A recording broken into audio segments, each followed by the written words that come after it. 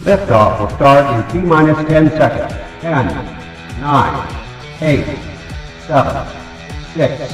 Hey everybody, this is Craig Ackerman, TV play-by-play announcer for the Houston Rockets. What's up, everyone? This is Jackson Gatlin, host of Locked on Rockets. This is your boy Heezy, aka Raheel Ramzanali. It's Sean from Shots and Thoughts. This is Will, aka Bias Houston. This is Chucky Brown, former NBA basketball player for the 1995 NBA champion Houston Rockets. This is Timoteo Keister. What up, what up? It's Roosh Williams, the Mastodon himself. What's up, Rockets fans? This is Hollywood Dom Knock. This is Devin White, aka The Gentleman. It's your boy Von Wafer. Hey, it's Matt Thomas, radio voice of the Houston Rockets. 5, 4, 3, 2, 1. We have ignition. This is Jonathan Sanford, public address announcer for your Houston Rockets. You're listening to The Summit State of Mind.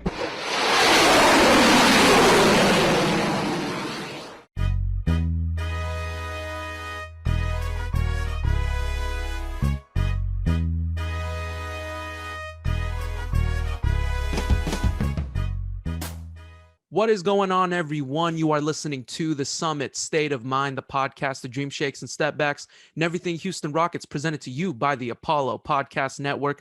I am your host, your Commissioner Kenny, and of course, with me, as always, is my brother, my tag team partner, the GM, Justin. GM, how you doing today? Look, it's Friday afternoon, about less than 24 hours out from the last Summer League game. Just wanted to check in on you, see how you're doing today. How's it going? Today is not going too bad, Ken. I mean, it's Friday. I took today off from work. If anybody knows and follows us, we're going to Comic Palooza later this evening to help cover it for Apollo HOU. It's going to be very fun, very exciting. Yes, we're a little bit of nerds, but you know, there's nothing wrong with that. We're a little bit of nerds, not just a tad, you know, just a tad. But you know, we're here, and I'm sipping on my coffee at 1:00 in the afternoon. So it's a day well spent right now, for sure. How about you, Ken? That's good. I can't believe you're drinking coffee at 1 p.m. I don't know what you were doing prior, but I guess you needed it for this. I took a nap, man. I took a nice little nap this morning. full day off for you, huh? You're really enjoying yourself. Yeah. Absolutely. Awesome. Well, this day, look, it's an off day for you. It's an off day for myself, and it's a big day for us. But the day just gets even bigger because we are bringing in a brand new guest to the summit. I'm just gonna be real here for all of our listeners. We're big fans of this guy. This guy is incredible. He really truly is like a pioneer in so much of the sense. I am known for my intros. I want to be able to give this man his proper justice. I hope I can do it. Let's see if I can get him. Let's see if I can lob it up properly. He is the creator and owner of the world famous website Clutchfans.net, which is the biggest NBA forum in the world ever since 1996. He is also a diehard Houston Rockets fan through and through. He is also the man that would have drafted Harold Miner over Robert Horry, apparently. It is an honor and a privilege to introduce for the first time on our show, Dave Hardisty, aka Clutchfans at the Summit. Dave, how you doing today, man? Good, man. That's an incredible intro. I appreciate that. Thank you, guys. How are you? Doing good, man. And yeah, when I meant that, I meant it, man. First off, I want to kick off the show properly. I want to give you your flowers because myself and my brother, we've been following Clutch fans since the early 2000s. I'm turning 30. I'm turning 30 next month. The GM's 32, turning 33. So we've been pretty part of it. In the early 2000s, 2001, 2002, 2003 was when we first got on Clutch Fans and found out about it. We were lurkers. Wow. Didn't have an account at that time, but that was our connection. Yeah. You know? If anyone remembers at that early years, that was the time when you had to have I think a cable email to get an actual account. Yes. And we ended up using my family friend's account to lurk on Clutch Fans every Friday when we'd go to I guess you can say a church meeting or something. And we would go on that. His account, Jason Zaloon, is It's Ice with a Z. And I remember we would always lurk and just read so many things and just a short story, that was the time. And, when Tracy McGrady rumors were running rampant about him being traded to Houston. And that was when everything really, really picked up for us, especially Kenny and I. We were young. We appreciated the 90s, but once we discovered Clutch Fans, that's kind of when our fandom went to the next level. So thank you, Dave. If it wasn't for that, man, hey man, we might not be as crazy as we are now, but we certainly have you to thank for our crazy fandom for sure. Oh, well, that's incredibly nice to hear. And I appreciate that, guys. It's been a fun ride for sure. Absolutely. And I think and when I say just like giving you your flowers, like I'll be completely honest and I'll be completely transparent here. Our podcast 99% most likely would not have existed. I think you really laid out the groundwork for so many of future podcasters, content creators, in terms of just from the Rocket side, because no matter whether people like to admit it or not, if their first experiences, or especially if they're around our age, or even just a smidge younger, like their first experience has to have gone through Clutchfans, because that is your forum was and still is to this day, the biggest Rockets forum in the entire city of Houston and really all around the world. Pretty much, you've got so many people from so many different countries that all interact through there. And I just remember all of that, the Dwight Howard rumors. The second that Dwight Howard came to Houston, I was like, Dave, I need that podcast to come out. And you dropped it like a few days after. And I was like, yes, thank goodness. I told the same thing to David, to Beam a Thug. And I told him, I was like, yeah, so you guys really laid out the groundwork and we just wanted to give you your flowers. We really appreciate you all for that. Very kind of you guys. Thank you. I'll be riding high for a while on this. Thanks. Absolutely. So, Dave, let's just start from the beginning. I want to get to know you and your fandom. Sure. You're a huge Rockets fan.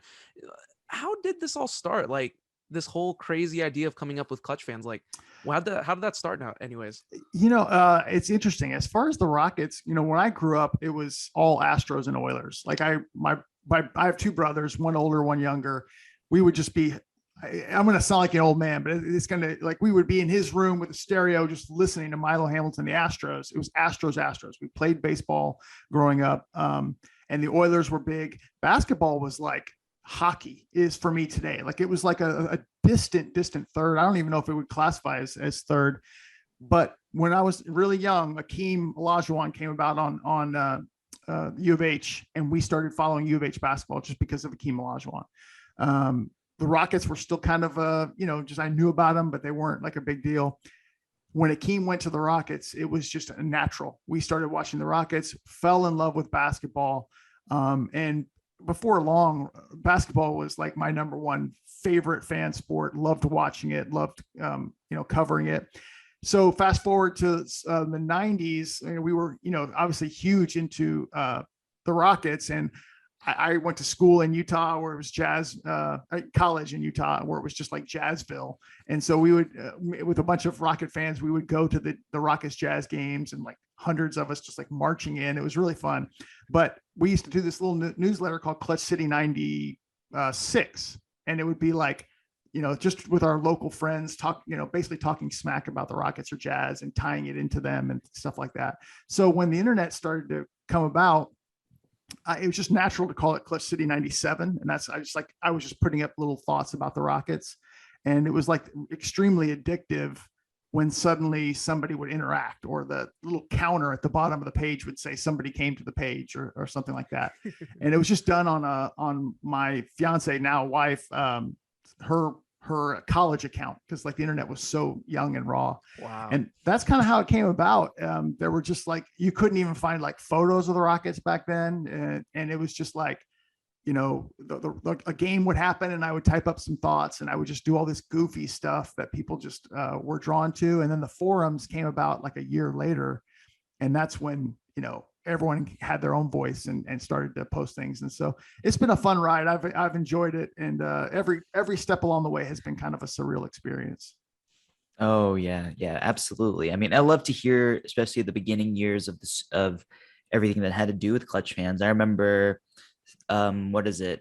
I didn't read it, but I remember that someone broke it was the Steve Francis trade, or was it the Hakeem trade? I just remember someone talking about asking Hakeem at the grocery store and saying that he won't be a member of the Rockets the year after. And then and in a separate story, someone had overheard someone on the phone, an executive, I guess, talking about the parameters of the potential Steve Francis trade. And sure enough, that's what happened. And if you get things like that, that's what will completely legitimize, I guess, your site in a lot of people's eyes. It didn't really need that, but it's always cool to hear about the little things that come along with, the parts that come into the trade. Like if anyone remembers the article, the Daryl Morey trade for James Harden, that he was in the car messaging Sam Presti.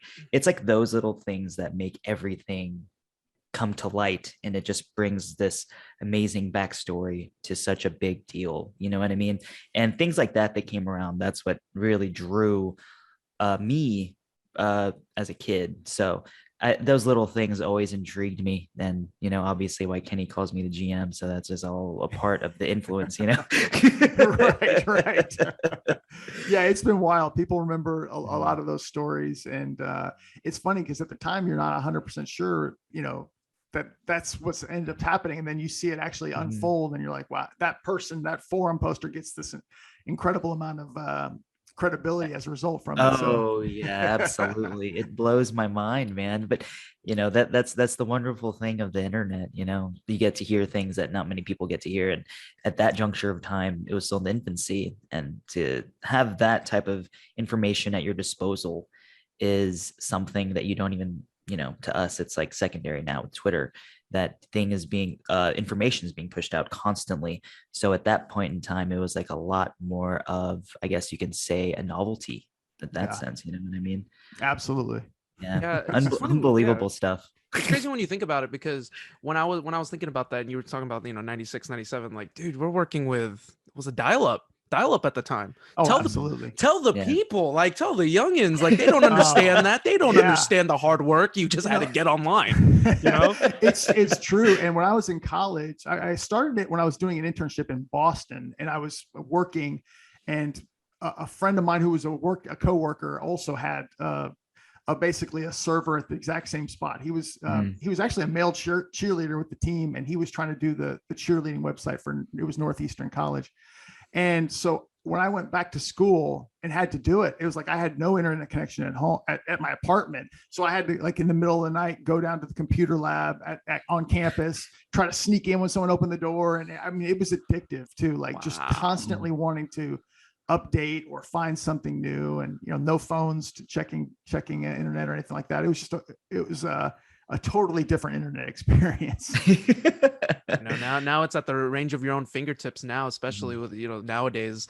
But I think it's just kind of cool, just kind of getting to hear that, just get the Clutch Fans from its infancy, getting it to all the way it is now, millions upon millions of posts and thousands and thousands of members that have joined in. Like I said, man, like, it's really cool to just kind of hear that, because you're really the, I don't want to date you. Like the last thing I would ever do when I call people pioneer, like, it's funny. I think it was, I can't remember if it Craig was said, you said he was a it legend. Craig? He was like, legends are history. He was like, yeah, and I wanted to call you a legend too, but I was like, man, now it's being used in such a negative connotation. I was like, you're making me feel old. Like we had Randy McElvoy on like a few months ago, or like a month or two ago, and he was like, oh, you're making me sound old. I'm like, I'm not trying to make you sound old. I'm trying to respect you. But no, I appreciate that. You guys are too nice, man. I appreciate it. It's like I said, it's been really fun, and gotten to meet like you guys and a lot of just great people through the site. So I'm very grateful for everything that it's brought to surface, brought to light.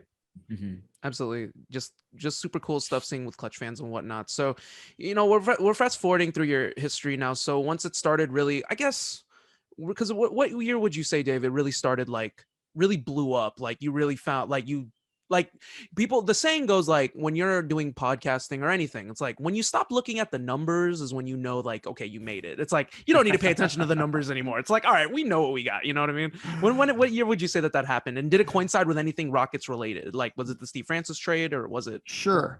Yeah, you know, it's really interesting because the first season it grew pretty rapidly, because it was 96, 97. It actually started before they got Barkley, and then they got Barkley, and people were discovering the internet at that time.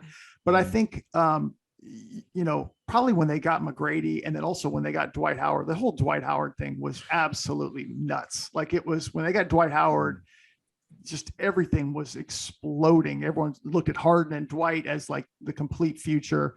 That was a moment, I think, which was just like the traffic was out of control. You know, fortunately, servers have gotten better. I've been through a ton of server crashes, and, like, you know, because of some trade or some moment. But remember that. Yeah, I love it. Things are a lot better now, but they're able to handle that. But it's yeah, I'd say that probably the Dwight one is the one that jumps out of the page. It's just like being, you know, because Harden trade was interesting and everyone was like excited, but I don't know if everyone envisioned Harden being like what he became. Whereas Dwight was like, Superman, and like he was already like this, people thought he was like a Hall of Fame center. He was still in at a youthful stage I think he was 26, 27 years old when the Rockets got him. So it was just like the future couldn't be brighter at that time. I remember vividly. It's funny that you mentioned the James Harden trade. I remember vividly when the news had broke on the forum, and then it goes, James Harden's coming to Houston. We're traded away Jeremy Lamb and Kevin Martin. I remember like it might have been the fourth or fifth post, and I'll always remember this. The fourth or fifth post goes, "Really? We had to Jeremy Lamb? We had to trade away Jeremy Lamb?" Nah. And then people are immediately like, "I don't like this trade. I don't like this trade. Like like we gave up too much." And then it's funny when you think about it, and I love it because all your stuff is archived. Like I think I have it. I think I have the Harden trade still bookmarked on my phone. Like, that's and if funny. for giggles, like it'll just randomly pop up, and I'll go to it, and I'm like, yeah, fourth or fifth post. There you go. Someone going, "Oh, I don't like this trade." Like, oh my gosh, it's so great. It's so awesome getting to hear, just getting to kind of see the process of it and kind of like how it rose to its stardom. But like kind of fast forwarding now to the present day, like kind of like the adjustments now, because the world is different now, the social media, the rise of social media in a way. And I love the way that you have transitioned into it through Twitter and like, you getting on spaces and making yourself like, really putting yourself at the forefront of that. Like, I thought it was so cool because I've had Twitter since 2013, and Justin was a lot older than that too. So he'd been on for a while, but kind of getting to see you transition. How's that transition been? Kind of jumping from like the forums, which is still hot, but like obviously there's spaces, there's Twitter, there's posts now, tweets, stuff like that. How's that been? I think it's been great. I love the Twitter spaces to be able to just quickly interact with fans. It's funny to me because what I love about spaces is like it's given me visibility to other fans like that have given really good insight, and I'm immediately just like, oh wow, I need to follow those guys, or I need to get to know them, whereas maybe I wouldn't have noticed them on Twitter any other way. And so to me, I think it's Twitter has a bunch of different kinds of people, and there's like some that are crazy on there as well. But I think as far as like high quality, intelligent fans, there are a lot out there. And I love the insight that the spaces gives. And immediately it's like doing an immediate podcast, like a radio station. I like sometimes just to listen to them because, it's like a radio station and callers calling in right away and you get live reaction. So I love it.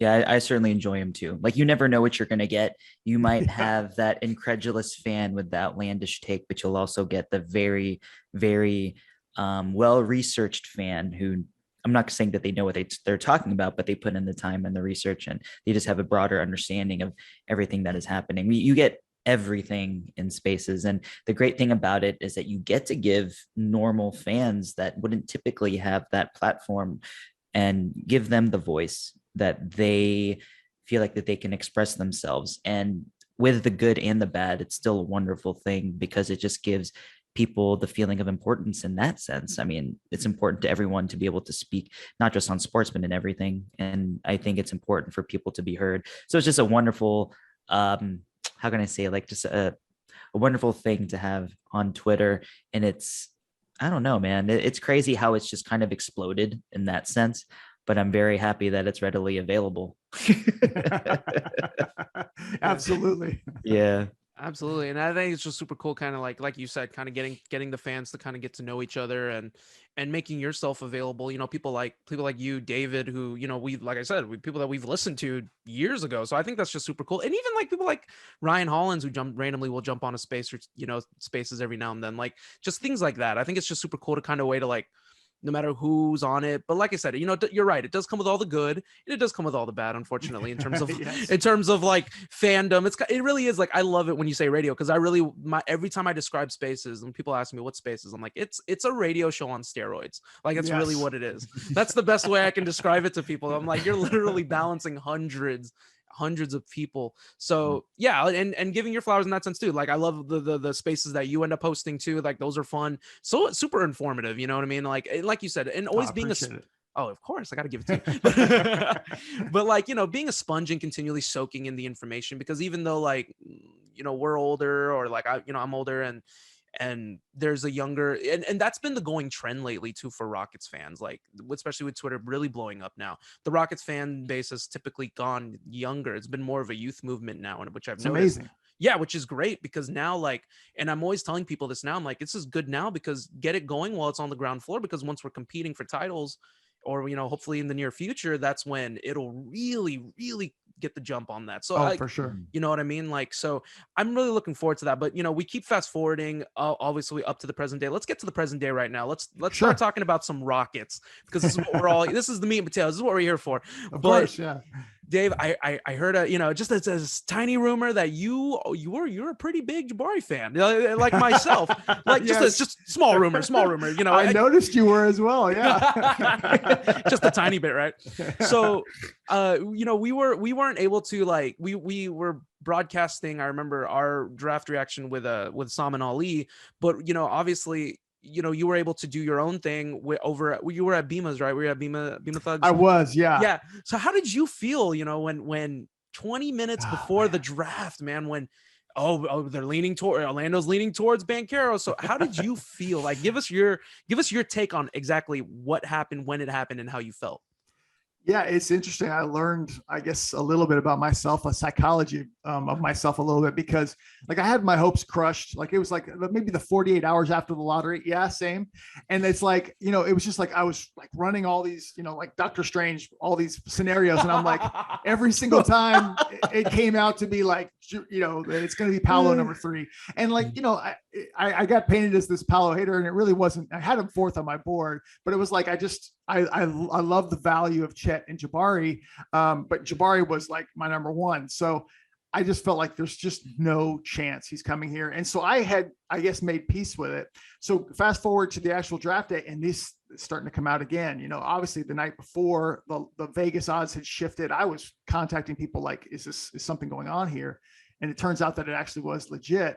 But I still was just hesitant to believe it, even to the point when they actually took Paolo. I didn't know if Jabari was going to fall too. I would have been, thrilled with Chet as well. But I think Chris Haynes first threw out there that Jabari's going number 2. And I was just like, oh man, that's, I just wanted him on the Rockets so bad. And then when it turned out that it was false and it happened, I mean, I just kept my head down until it really happened. And then when it did, and I realized there was no trade here or anything of that nature involved, I was ecstatic. I mean, it's very rare for me, at least, to get the guy that I hope to, all along to be on the Rockets. And I couldn't be happier. I love the way he's played. I think he's going to be a tremendous addition to the Rockets. Very excited for everyone else to kind of, all of you guys know his game and other fans as well. But I just, for those who, maybe were rooting for Paolo or had other ideas in mind, I'm excited for them to get to see his strengths. Absolutely. I love the idea of what Jabari brings to the table offensively, defensively, that two-way talent that he provided, exactly what the Rockets needed right out of the gate. And it wasn't, and I was the same as you. It was, I wanted Jabari. It's not that I disliked Paolo, I just didn't, he just wasn't number 1 on my board. And to a degree, I could argue, like you said, you had him number 4 on your board. Like, he could have been number 3, maybe even number 4 on my board, because I was a big fan of Jaden Ivey as well. So there was a lot going on there in that front. But once that, I'm telling you, I think it's on YouTube or even on my reactions. Like, you'll see I gotta it. see it. Yeah. Oh, it's live. Like, you see it. I'll pull it up at some point. Let's see if I can mirror our thing so I can show you. But it's hilarious when it happens. I legit lose it. Like, I'm like, let's go. Like, it was insane, man. Because like you said, Dave, like, this is why I always felt a kinship with you, Dave. Like, honestly, this is insane because we didn't expect it. Like, we did not. Like, I was exactly like you. Like, I resolved myself, okay, this is Paolo. You even changed your banner to Paolo. Like, I love, so like, that was in gist, but I was just like, Dave's he's really going for it. Like, he's going with it. And I was like, man, this is really going to happen. So it's just insane that he dropped. Like, I did not expect it. I did not. Like, everything across the board had Paolo going number 3. Even so much so to the Chris Haynes article that ended up coming out today, which we're going to talk about in just a minute. But like, the fact that our guy, at least myself, the GM likes Paolo, but you and me, Dave. Our guy dropped to number 3. I lost my ever living mind. I was like, wow, he's a rocket, and it's still weird to this day. I'm seeing him. I'm like, oh my god, he's a rocket. It's crazy. So when did you have that reaction? When they took Paolo, or when it actually became Jabari announced at 3? When it became Jabari, initially, I think I'll pull it up at some point, but like when we had it, like when they had Paolo, when they announced Paolo as a rocket, I remember I'm just like this, and I'm like, wow, like I'm just like, no way. The wheels were turning in his head, man. And I don't think I realized it until 30 seconds after, and I was like, oh wait, hang on, there's a chance here, but then obviously number 2, you just never know, OKC, you just didn't know. So when it got to number 3 and it was Jabari, so when they announced it officially is when I lost my ever living mind, and it's for the whole world to see, unfortunately. But no, that's great. I want to see it. That's a great I love those natural raw reactions to a big shot or a draft reaction. I love that. Absolutely. Oh, it was certainly very, Kenny was quite enthusiastic, I will say. I wasn't even disappointed. Kenny knows that I was big on Paolo. Like last year we did like our little thing on who we would have taken quote unquote number 1. Kenny said Jabari, I said Paolo, and we went on from there all season. And as much as I love Paolo, Jabari Smith is a Houston Rocket, and I will forever support him. He's got the uniform on. And based on what I've seen in Summer League, he has been nothing short of spectacular.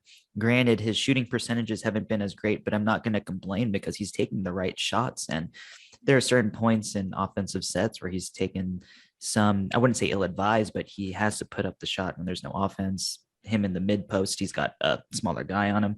I'd rather him take a fadeaway than whoever, I don't even know who number 40 was. Was it Mitchell Ken? He can take a 3. I'd rather have Jabari take a fadeaway shot. It's like 1991 Hakeem Olajuwon, when you got the chance of having like who was even a point guard then? Sleepy Floyd. Sleepy Floyd. He was a great offensive player, but I think I'd rather have Hakeem take a shot on 3 dudes, just saying. No offense to Sleepy at that point. But you understand what I'm saying. Right. Yeah. But you had posted up this morning about the Chris Haynes article. Yeah. And we had read that what we all had assumed, that Paolo assumed himself that he was going number 3. And I guess from the looks and the quotes on the article, it seems like he did want to be here. Yeah. At that point, that's great. Who wouldn't want to join Houston? We got Jalen Green, Kevin Porter Jr., Alperen Şengün. But what are your feelings in regards to what you read? Granted, you are the Jabari guy, but does that make you feel some sort of, I don't know, have any feelings towards that statement or quotes? I mean, in that sense? No, it's actually a great question because, yeah, you're right. I was a Jabari guy and I preferred him over Paolo, but you still feel, and I can understand, empathize with the fans feeling this way as well. Mm-hmm. Anytime somebody wants to play for your team and is a talent like that, you just feel like bad, like, oh, it's a shame because he really wanted to be here. I was surprised that it wasn't KPJ that he mentioned. It was, I mean, that's not a knock on KPJ, but it was like he said Jalen Green and Josh Christopher were like, he was close with them and they were, being in touch with him. But of course, he's got the Seattle connection with KPJ, so that surprised me. But it definitely showed to me that I think the team, the players with the Rockets, like the front office and Paolo, all were expecting this to happen. And it was a shock. I don't think we've seen this in the NBA where somebody's kept under wraps the number 1 pick for this long. I remember the Anthony Bennett one, 10 years ago, or whatever it was pretty mysterious, but it wasn't quite anything like this. And it was a shock to all of us. I mean, it really was. So I think that it was very clear that the Rockets and Paolo were both planning on this happening. No, I completely agree in that sentiment. Of course, the human emotion that these guys have, especially Apollo Banchero, who's only 19, 20 years old, and the feelings that accompany it. I think Ben had mentioned that Roosh had made a statement about the emotions of all the guys from the draft that evening. In pictures, you could see their emotions and how it really affected them, especially the guys like Jabari Smith, who expected to go number 1. Paulo, who was essentially wanting to go to Houston, ended up in Orlando. And you can see, even though they're happy to be drafted, that's what matters to them most. It doesn't mean they didn't have preferences on where they wanted to go or where they wanted to be drafted. You could see Paulo was a little, perplexed at, it's like, this is really happening. He was anticipating going to Houston where it's 110 degrees right now and full humidity, hanging out with Rafael Stone over at Mastros. But it turns out that he's over hanging out at Disney World and playing with Jalen Suggs. There's no knock on that, but at the end of the day, like, I think it's great, like you stated, that it's great that a player of his caliber wanted to play here. And I didn't even think about that when you mentioned that Kevin Porter Jr. wasn't even mentioned in the article. That is interesting to me, considering that he is also a Seattle-based guy, and also, if anyone knows who hasn't heard, Tari Eason is also from Seattle. Yes. So those ties are very, very, very strong. And the Jalen Green and Josh Christopher being from Northern California. Correct. Like, obviously, these guys are all very connected when you're from the West Coast or the East Coast. You know what I mean? And that's very interesting. We've all seen the reports on Kevin Porter Jr. And, we've all heard how certain players don't want to play with him. Players love him. At the end of the day, I don't think any of that really truly matters at this juncture of time. He has the keys to the kingdom as the one, and I'm willing to let him ride with that for this year for sure. But let me touch a little bit on Jabari here, especially with the emotions of everything Kenny even saw. He was, I would say, no, I'm not going to say it lightly, but he was pretty pissed off that he wasn't number one.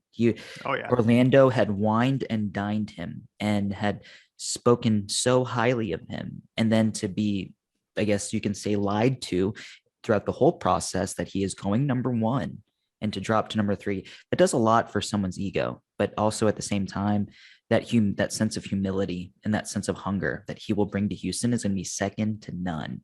And that's something that Kenny certainly expands on quite a bit when he speaks of Jabari Smith Jr. But as a fan, I'm very excited to have that hunger, and I want him to channel that positively. And he's going to be something, man. I truly believe it. Absolutely. Yeah. All right. I didn't know if you were jumping in there. No, go ahead. No, you're good. You're good. So I definitely agree with that. There will be a chip on his shoulder.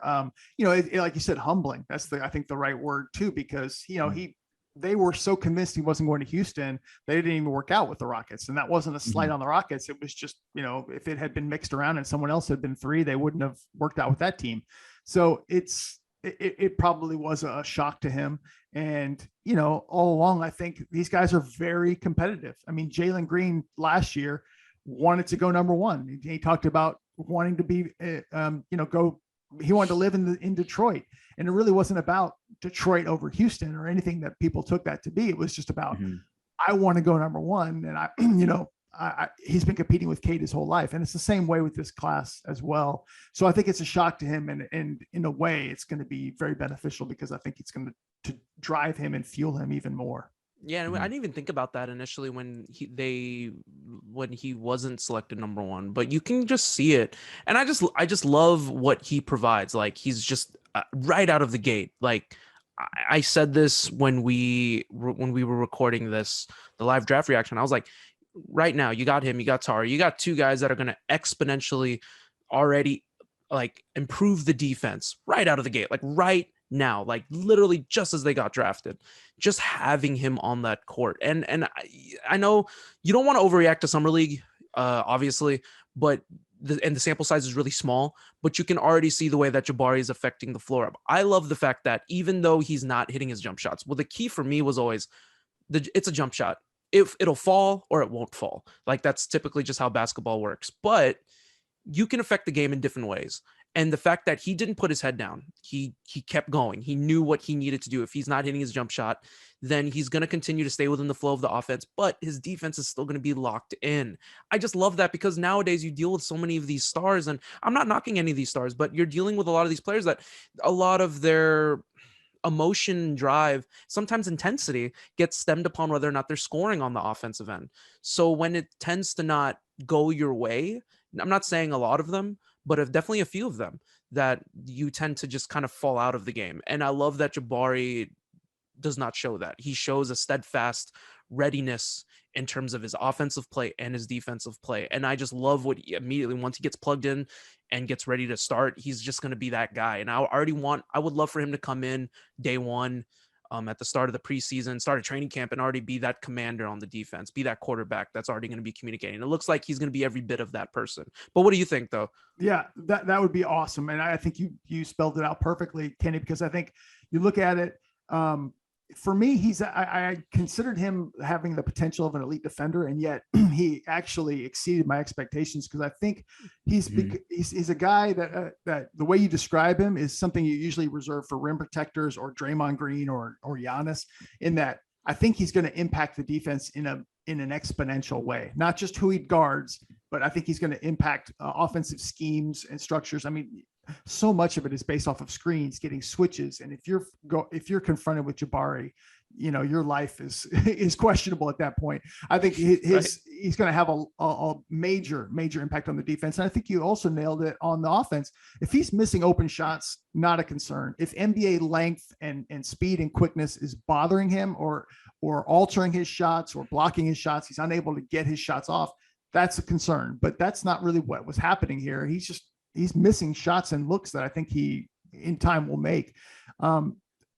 Man, I tell you, the potential here is really enormous, because we know he's an offensive weapon and we know he's a deadly shooter. And if he has this kind of offensive impact as well, I mean, even just, I'm trying to think of like major defensive players, major impact defensive players who are very good from 3-point range. You're looking at like Kawhi, maybe Paul George, but I think there's just enormous potential here in Jabari on both ends of the floor.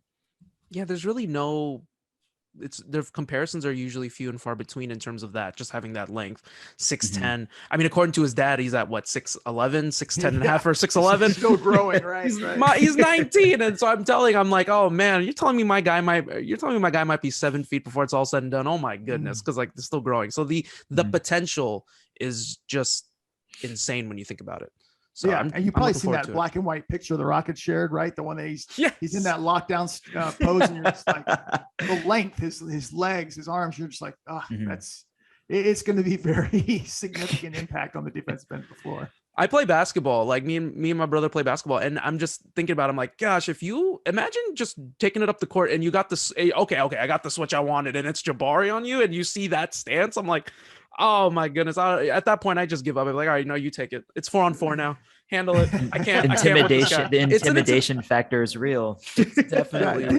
Didn't one of you guys take that picture of J-Dub in that defensive pose? That was Kenny. Okay. Which was hilarious because funny side quest story. But like I was just playing. He was just playing with us, and it was a random picture. I'm just like, all right, cool. I'm just gonna snap this picture. Gonna get it out to Twitter. All cool. Saying that we're hooping. And I didn't even notice the stance. I get it, sent it out. The first thing that comes up is someone going, "Hey, oh my gosh, J-Dub, why do you look so serious? Why do you look like it's Game 7 of the finals over here?" He's locked in. Yeah. Oh my gosh! And you saw that photo that Vader photoshopped of J-Dub behind Jabari Smith Jr. That was that had me dying. I was like, man, because I think we saw Vader that night. Was that Kenny? He photoshopped that morning before the watch party on Saturday. I told Vader, I was like, bro, that Photoshop had me dead. I was dying when I saw it, man. I was like, dude, are you serious? Like when you posted it, because he showed me and he was like, I was like, dude. And then it was funny that night when it happened and I showed J-Dub, and then I was like, J-Dub, I think this may like be a thing. And he was like, nah, man. He's like, this shouldn't be a thing. And I was like, and the next day I just DM him. Oh no, I text him. I'm like, bro, it's a thing. And he was like, but he's definitely one of those cool guys, though. Definitely up there. But yeah, like when you have, he's a good dude. And like just kind of having that, and like I said, kind of pivoting back to where we're talking about what Jabari provides is fantastic. I can't wait to see what's going to happen there. But let's talk about the summer league now. Obviously, look, the Rockets are 2-2. They lost yesterday. Obviously, you got to see the kind of missing without having that consistent offensive weapon there, like Josh Christopher. You saw that they kind of lacked that. But just overall, Dave, what was your opinion? What's been your opinion of this 2-2 Rockets in the summer league? Obviously, nothing to over concern yourself with, but also at the same time, some stuff that you want to look at, I guess, in terms of like like the players overall, Tari Eason, Ty Washington, anything of that sort? Yeah, so Jabari was. We talked about him. I loved what he did. I think Tari Eason did steal the show. I think people are now. I mean, it's interesting. Unanimously, I think most Rocket fans wanted him. Right at 17, would have loved to have gotten him. And so I don't want to make it sound like that we are learning about him, but like he is as advertised. Now he's got some things to learn. I think he's maybe going to slowly ramp up into the rotation, but boy, I mean, the measurables, his speed, his athleticism, his length, his hand size. I mean, he has the potential as well to be a terrorizing defender. And him and Jabari together are just, I mean, like I said, we're drooling about the potential of those guys defensively. Ty, I actually really liked what I saw from him. I think he played really well. I think he's given me very good possibilities or, good vibes about him being eventually the backup point guard for this team. Daishen Nix is, I think, a mixed bag. I think his three-point shooting has been really good. He was, I think, 8 of 16 in summer league. And he did that. He showed that as well last year at RGV, which was a big knock on him when they drafted him. So he's been really effective there.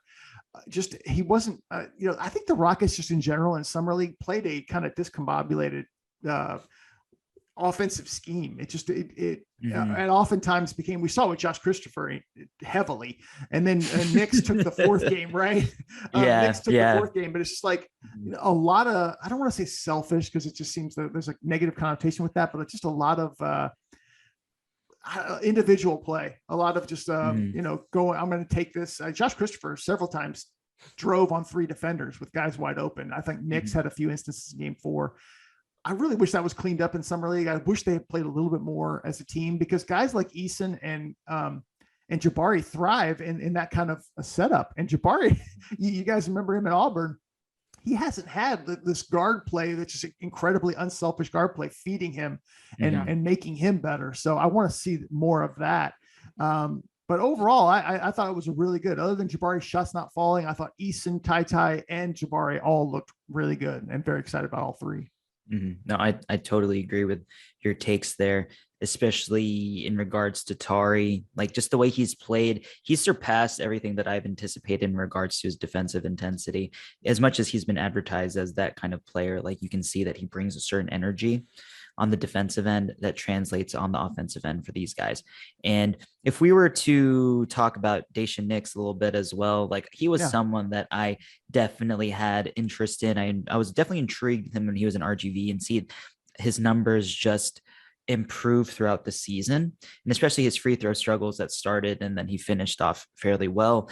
We're starting to see him regress to that. And that's certainly an issue that I have eyed that makes me feel just a little bit uncomfortable, especially with the way he plays. He likes to drive to the basket a lot. Yeah. And the way he does, he throws his body in there.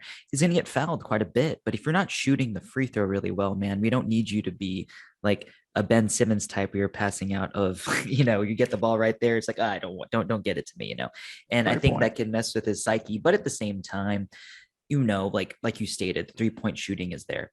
Obviously with his playmaking, there have just been a little bit of issues here and there. Last night, he went a little bit more of the isolation. I'm going to get my shot. But the thing about summer league is that a lot of these young guys, they're here to prove themselves. And I think to them, it's like, if they play team ball, quote unquote, it's not something that allowed them to stand out. But maybe that's just in their heads. I mean, I'm not so sure. Like, we saw Josh Christopher. I wouldn't say he's a selfish player, but he was certainly playing a little bit more of the selfish type, in the sense of, like you stated, driving on 3 guys. But, a guy like him, he's probably working on certain aspects of his game that he knows he won't really be touching at the NBA level. Certainly in regards to taking contested jumpers or, driving to the basket. But at the end of the day, summer league is summer league. We're trying not to get too high nor too low on these guys, because this is just a small, very small sample size. And if there's anyone you want to highlight, I personally liked Ark Holman. Holman has looked really good out there on the court. And Kenny knows, like, during the first game, the first half, he played horrible. I called him great value Kevin Durant, and this guy comes out and decides to get 3 blocks in the second half and hit 2 threes and make me realize, like, I was very wrong about you. You're the real Kevin Durant. No, I'm just kidding. But he's certainly someone at 6'9" with his length, and he looks very smooth out there. Like he just fits in, you know what I mean? Not in the sense of rotational player, but certainly someone that we can sign on, hopefully two-way, send him to RGV and iron out a little bit more of the kinks over there. But I certainly like what I've seen from him throughout Summer League, and not even going to talk about Jabari. Jabari's looked great. He's looked a lot better than I had anticipated in regards to his overall game. His shot selection has been superior. I've actually been really impressed with his drives to the bucket, especially in traffic, because that's something that we haven't really seen. And when Walker Kessler was at Auburn, you know, when like those numbers, when he was on the floor and when he wasn't on the floor with his percentage in the paint, we're starting to see that now. It might be a little bit of concern with Şengün, but Şengün doesn't typically station himself in the post. So I'm curious to see how that's going to work, but I'm also very, very excited. Absolutely. Yeah. I got to say, you know, Summer League in general, it's been good, but it's kind of a shame. We lost Paolo after 2 games. With Jaden Ivey went out. Shaden Sharp lasted like 5 minutes, right? And that really hurt me. Yeah. So like I'm sure, right? And so like I actually want to see these guys play. I love Summer League. I don't know if you guys have ever been, but I highly recommend going sometime. It's like you guys are going to what Comic Palooza you said tonight, right? Yeah, It's just like that for NBA fans. It really is. It's like just, you know, I described it on a podcast before, but it's like, you know, you're rubbing elbows with different NBA players, and you may not even realize it. You're like, oh man, that guy plays for the Clippers, and you know he's the 10th guy, and he's sitting right next to me. You don't even realize it. So it's pretty a wild experience. I recommend going one time. Look at that. Dave already set the precedent. All right, we got to go next year. Now we got to make a plan out of it. For sure. Yeah, you'd be going to watch Wembanyama for the Rockets. I like that. I like that idea. Him or Scoot? Absolutely. I'll take I'll take either or. Yes. Yeah. There you go. Yeah. No. I guess for me, in regards to the Summer League, I have one disappointment in Garuba. I just wish I got to see him. Oh yeah, that's another one. Yeah, that's another one. Like I wish I got to see Usman Garuba. I was a big fan of him when he got drafted, and I just feel like we haven't really got to scratch the surface with him, and it's just been such a shame. Injuries and you know, even when he got dropped in last year from the Summer League, he got bought out by it was a Real Madrid, right? Was he playing for Real? Was it Real Madrid? I think that's right. Yeah, and he's playing Real Madrid, and then he just got dropped in, and I remember vividly. I was like, oh my gosh, he's coming, and he arrived, and he was there, and they literally dropped him in the middle of the Summer League, and he looked tired. He looked exhausted. I mean, he had probably was dealing with jet lag and all that other stuff. So it's like it's been a weird year for him, and I feel like we haven't gotten to see it. And I was looking forward to it. It was really like Jabari 1 and then Garuba 2. I was like, okay, great, we finally full off season in play.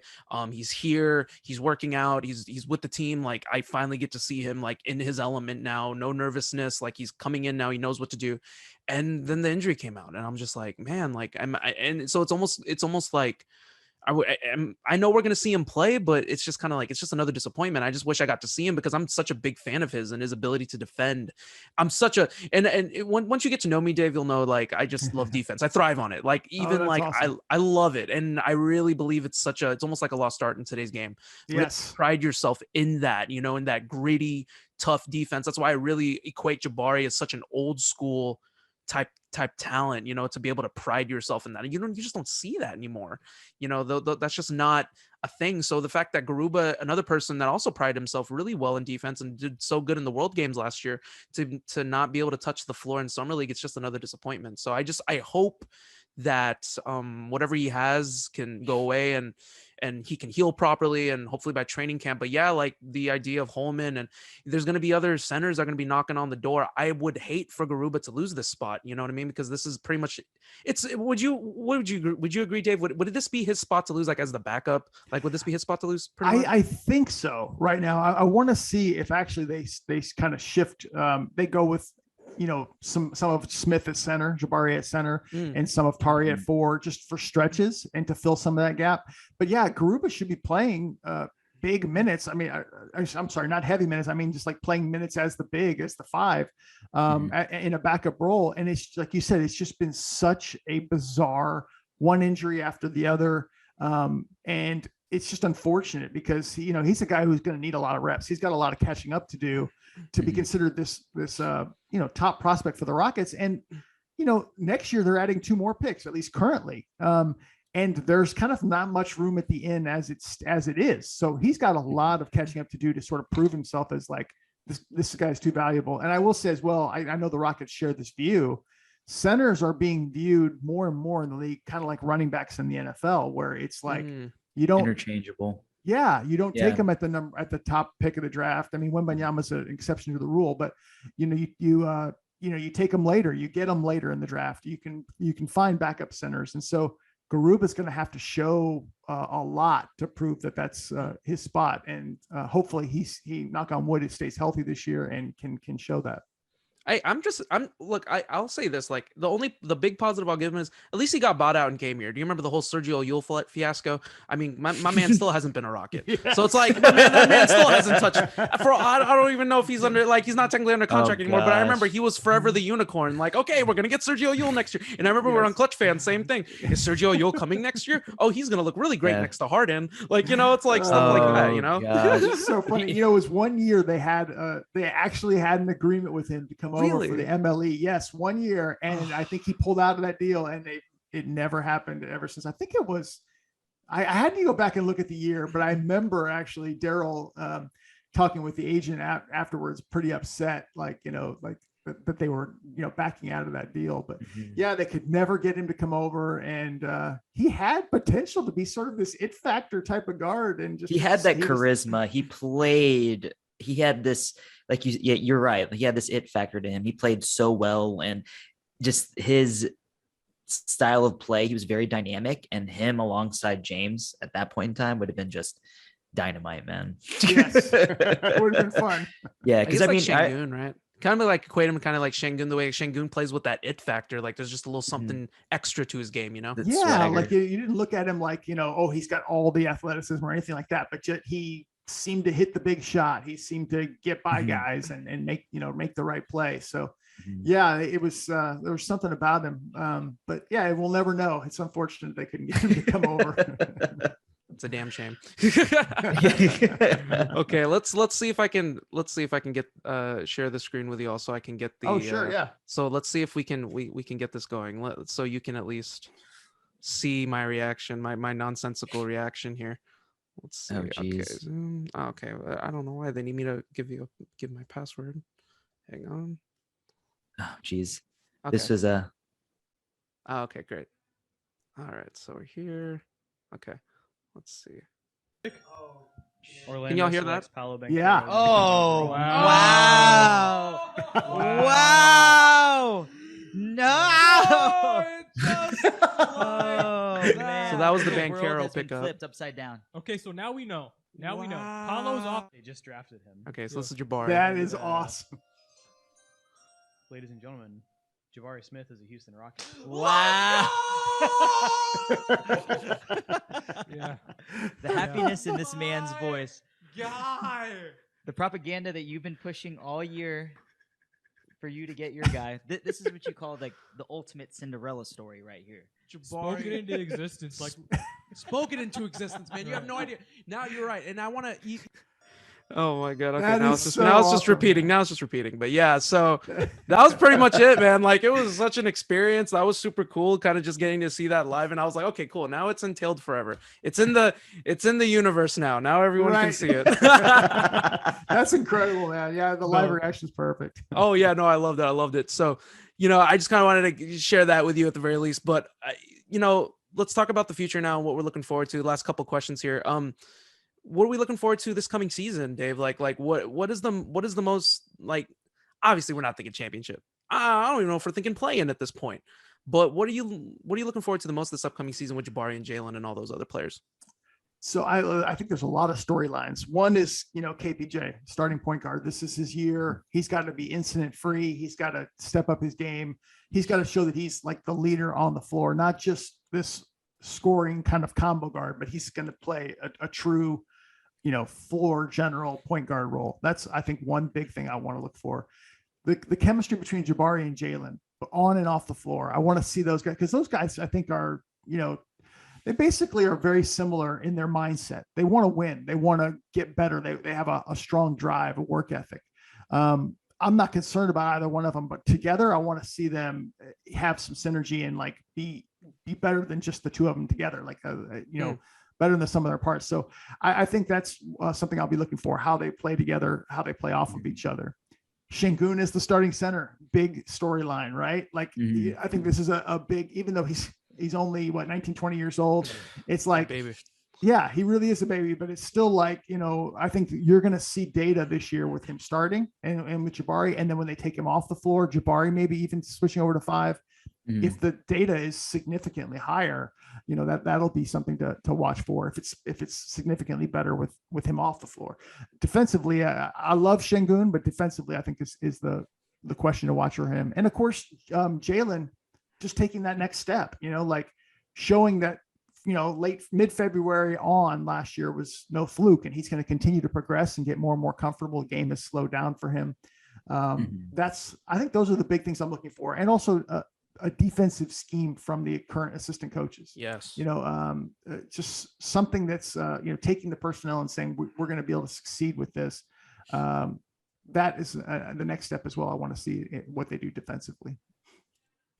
Oh, well, I agree with that sense. Kevin Porter Jr. for him, especially in the sense that he's going to hit restricted free agency after this upcoming season. Yes. I'm really curious to see how he responds to that type of pressure. I'm not saying that there's a lot of pressure on him, but, granted, this team has shown a lot of faith in his play and in him as a person, that he's going to be able to turn it around. And I'm not saying that his play style, but more so his noted attitude issues in the sense of what we have all seen. But, everyone has an opinion on Kevin Porter Jr. For me, I've had days where I'm just like, man, I'm done with him. And then there are days I'm just like, man, this is the reason why the Rockets truly believe in his talent.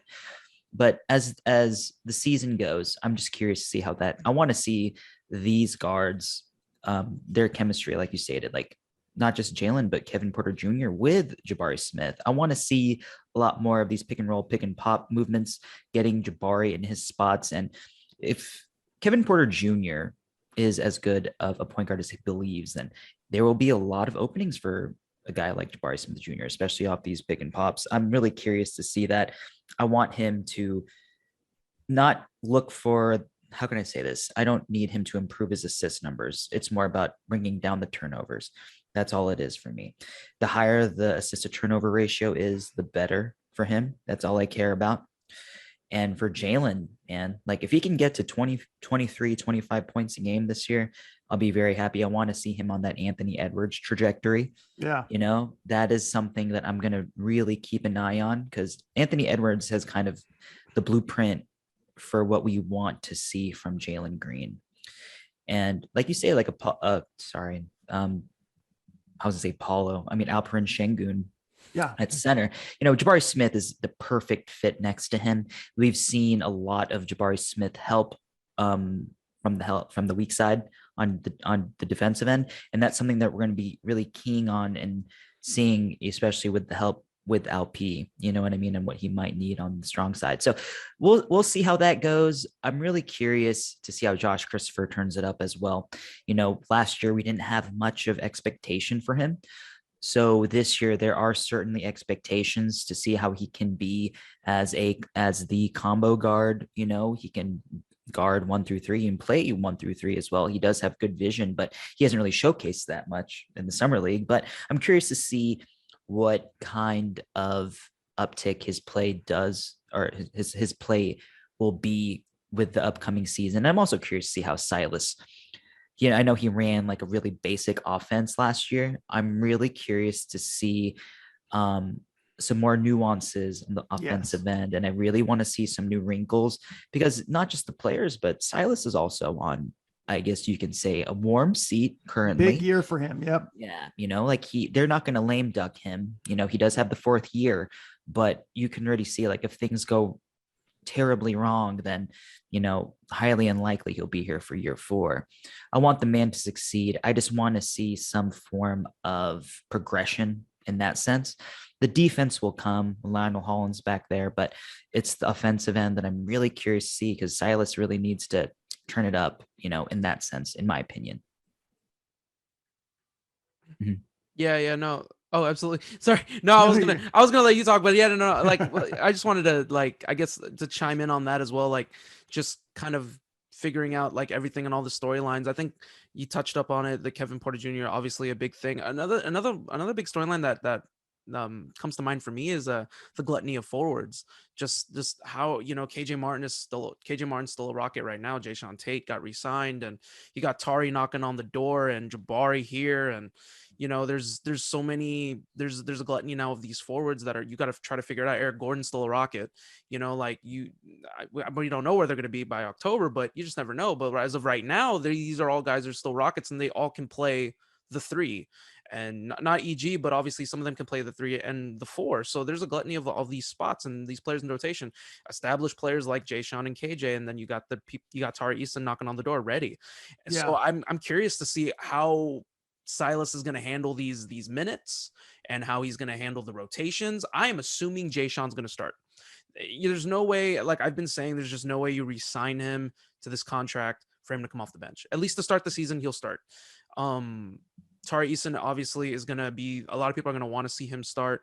I just think that it's going to be Jayshawn. But I love what you said, Dave, in regards to putting Jabari at the 5, because when you put Jabari at the 5, and if Tari is developing and plays really well at the big level, which is what we're all expecting now at this point, you're going to see low-key like a little bit of a death lineup in itself, like with Jabari at the 5 and Tari at the 4, or Jayshawn at the 4, and vice versa. And then you got Jalen and KP, like of a death lineup of sorts in terms of offense and defense, especially if that 5 ends up finding their groove and their rhythm. That's definitely a big story to look at, because Alp, we know what Alp provides on the offensive end, a little lackadaisical on the defensive end. So I'm curious to see how he reacts. And you're right, the numbers on the floor and off the floor, if Jabari does end up, running some minutes at the 5, some spot minutes at the 5, seeing how the plus minus works there and how statistically it works there, because there's going to be some stuff we want to look at, especially once we get about halfway through the season. So there's a lot of big storylines, and we're not even through summer league at this moment. So there's just so here we are just throwing our hats in the ring here, but obviously such big stuff happening here. Dave, last question for you. Oh, sure. The Rockets, look, you've been a fan for just such a long time, and you're definitely one of the biggest Rockets fans that I know of. And through all your history and everything that you've done, Clutchfans, and all the success you found with these Rockets, but like, what's been your favorite year? I mean, obviously the 2 championships are one thing, but outside of the 2 championships, what's been like just the funnest year for yourself, for Clutchfans, for the forums? What was your favorite year? Wow, that's actually a good question. For me, the 96-97 season was just magical, because it was like Charles Barkley was a Rocket. It was the first season that I did the site, and everything that I was doing was new. The site was growing rapidly. So that was probably have a special place always, I think. But, as far as being a Rocket fan, I mean, 2017-18 was just, awesome. I mean, you got Chris Paul, they came out and just torched teams. And then, we saw what Capella, Harden, and Paul, when they played and were starting, I mean, the success was just through the roof. I think that was probably the most special team since I've started the site, that, I think that team should have won the title. And it was that good, probably the best regular season Rockets team I've ever seen. So that would probably be the one as far as encore product. But as far as for the site, special place, it's very, very hard to beat the first season, because it was just so unique and just, fun to add Barkley to Drexler and Olajuwon at that time. It just kind of had to be that. It was like unheard of. So it was a fun thing to experience. How was the site when Eddie Johnson hit the game winner? Oh my goodness. That was like, it was just so crazy. Matter of fact, I don't know if you have ever heard the Gene Peterson call on that, but it's really great. I don't think I've heard of it. Yeah. Okay. Yeah. I'll have to pull it up. He's just, Gene Peterson was the radio guy for the Rockets, before Craig Ackerman took over there. And, he was a longtime guy, and he just went ballistic. But I think I remember I was watching it in Boston. Actually, I was in Boston at the time, and just exploded. And it's funny, because that was like the peak of the Rockets of that era. That you won't get any higher. Of course, 2 games later, Stockton hit his shot, but it was just like, and they were that close, in my opinion, to facing the Bulls, which we've been waiting and anticipating for so long. it was just a thrilling moment, an incredible shot. And Eddie, it's funny. I'm going to go off on Eddie Johnson. It's funny now, Twitter on it. Eddie Johnson is like this, anti-Rocket pro Suns guy, and massive hater. Yes, and he hit this huge shot in Rockets history, and I'm like, I don't think you realize the old Rocket fans still revere you for what you did at that time. But he in Game 3 of that series had a monster game, like 30-something points. Yeah. And that particular Game 4, he didn't do anything really until that shot, not much of anything. So it was a really, really fun moment. I went nuts when he hit that shot. Absolutely nuts. I love to hear it because I have very fond memories of that year. I was very young, but my dad is a huge Rockets fan. Oh, cool. That's the reason why Kenny and I are such huge fans. Like I have memories as a kid, like watching the championship years. That's and awesome. Those were wonderful times. Like I remember watching that Game 4 and with my dad, and when he hit that shot, we both jumped off the couch and it was unbelievable. And the heartbreak of the Stockton shot, I remember, because my dad he turned off the TV and I was just like, what happened? He's like, we lost. And I was like, but we're the Rockets. We don't lose. I didn't even remember 96. I didn't remember the sweep or anything. But in my mind, I was like, we don't lose. The funny thing is that did you see that article that I forgot who posted it, but you know how someone who got offered a deal to go to Utah, I don't remember, but I saw someone quote an article about Derek Harper rejecting a trade to Utah in 97 because there was a deal in place for him to come to Houston. And at that point in time, if you remember, Matt Maloney was our starting point guard, and no shade on Matt Maloney. He came big Game 7 against the Sonics. He hit 5 threes. And I was actually live tweeting it last weekend. I watched the first half of that game. Oh, wow. And it was unbelievable. But, and I remember that Kevin Johnson was rumored to join. He was going to come out of retirement to come to Houston. And man, the thing about 97 is that there's so many what ifs in regard. Like, I wonder what the parameters of a deal was for Derek Harper. Because we got a Derek Harper 97. I mean, we could have probably taken Utah to 7 games for sure. I don't think that we couldn't have beat him in 7 games, but hey man, Derek Harper was someone that gave Kenny Smith fits, especially in the 94 finals when hand checking was still a thing. Yes. And Kevin Johnson, personally for me, he was my favorite point guard of the 90s. I loved watching him play in Phoenix, and he just played with this energy and this confidence for someone that wasn't considered the biggest guy on the court, obviously as a point guard, but he played with so much confidence and bravado that I just gravitated to Kevin Johnson. And if he were to become a Houston Rocket, oh man, that would have been something. But that was a really interesting year. I think that was in that 96, it was the year in 96 before the 96-97 season, the Rockets acquired Barkley. Shaq went to the Lakers. It was the year where salaries ballooned because the Rockets had offered Gary Payton their full MLE, $36 million that year. It was like, wow. But I mean, it wasn't really, they had a legitimate chance. Then he went out and signed for $90 million.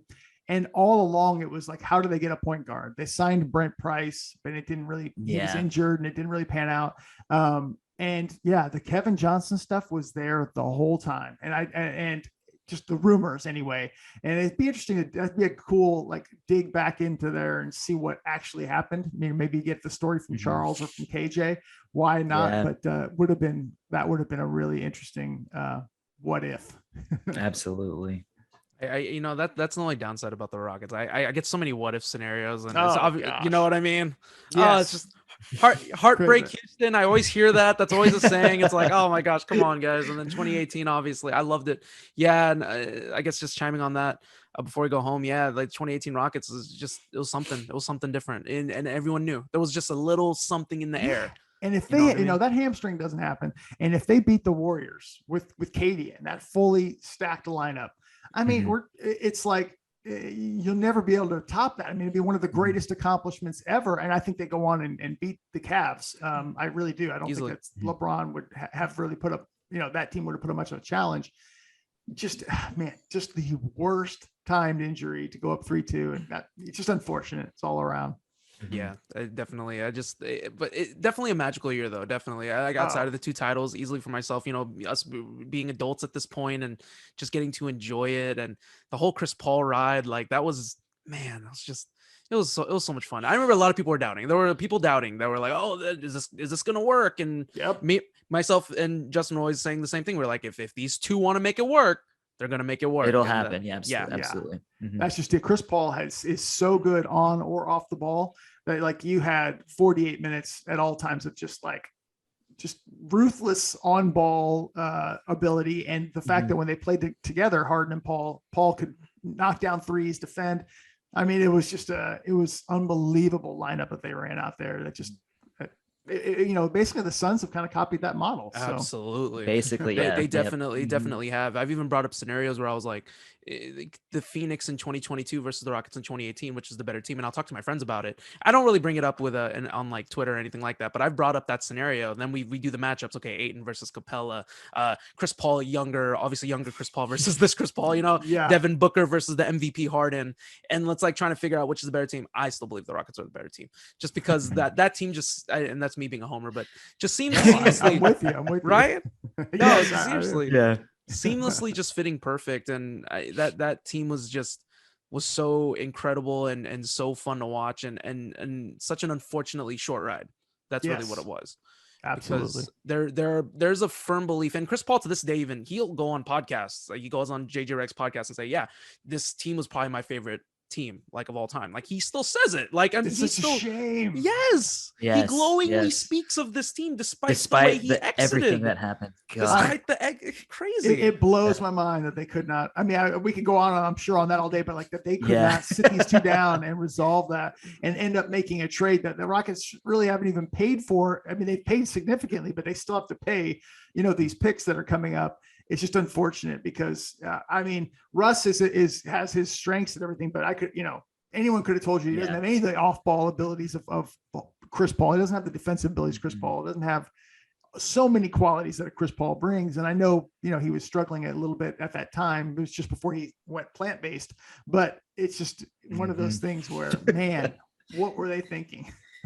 Yeah, God, I didn't want to think about it, to be honest with you. It hurts me. That's a deep cut, man. Whew. Yeah, because they might have won a title and they not made that trade. Honestly, I agree. I agree definitely completely. Win a title and then then you really start digging into the rabbit hole of just like, okay, well, if this team had stayed together, like, could they continue to run it with maybe like as long as Harden and Paul are there, could you equate it to like the Warriors of today? Like as long as you have your core, retool, you replace Durant with the Wiggins, you know what I mean? Like you just replace with these ancillary pieces, but your core is still intact and the culture is still intact. Then you can still compete. Then the question is like, okay, they win one title. Can they win more than one title? Would they have been able, like this team where there's no runaway, there's no dynasties in today's NBA. It's like this Rockets team would have been able to run rampant in the early 2020s. So it's just right. You know what I mean? So it's just it's obviously just a short ride, but an unbelievably fun ride at that. And just being a Rockets fans and then just getting to enjoy that. It was such a fun time. Dave Hardisty, aka Clutchfans, thank you so much for coming on our show. A long time coming. Guys. We really appreciate it. Oh, love it. I love just hanging out with you guys, and I can feel like how, deep of fans you are. So anytime, I'd love to do it. Sounds good. All right, cool. I can already pencil you in for a future episode. That's fantastic. Go for it. Dave, I want to roll out the red carpet for you now. Any plugs, anything you want to say, before we go home here? No, just, websites, clutchfans.net.